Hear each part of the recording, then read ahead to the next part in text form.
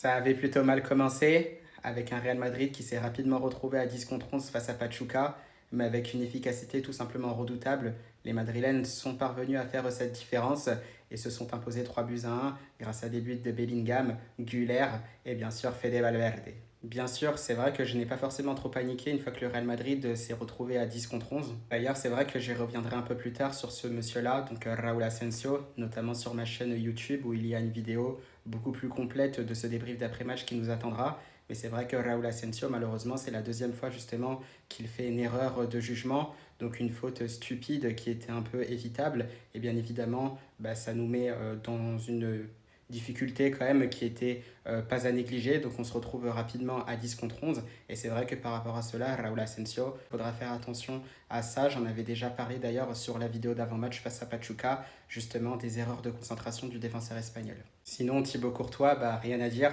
Vraiment à la hauteur de ses réputations. Vraiment des parades de très haut niveau, de grande classe, justement, qui auront permis aussi au Real Madrid de pouvoir garder un avantage certain dans ce match-là. Même si c'est vrai qu'attention, il a quand même des petites erreurs de relance, notamment sur une relance qu'il manque où il préfère dégager, ballon perdu et derrière ça fera but pour Pachuca. C'est vrai qu'il faudra faire attention au niveau de la relance avec Thibaut Courtois, où c'est vrai qu'il aura beaucoup de progrès à faire, mais je suis sûr que Xabi Alonso le fera énormément progresser de ce côté-là.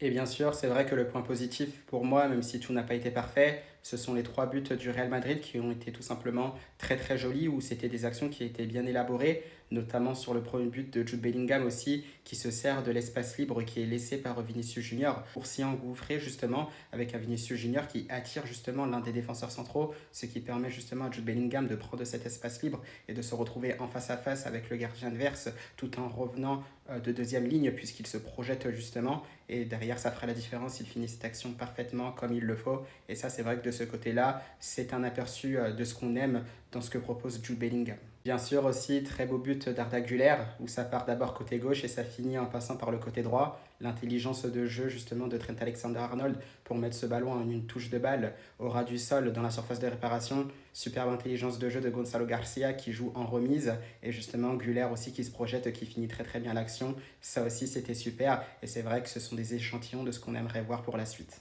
Et bien sûr, le troisième but, celui de l'inévitable, de l'inépuisable Fede Valverde, qui se sera projeté aussi dans la surface de réparation, avec une belle conservation de balle de la part de Vinicius Junior aussi.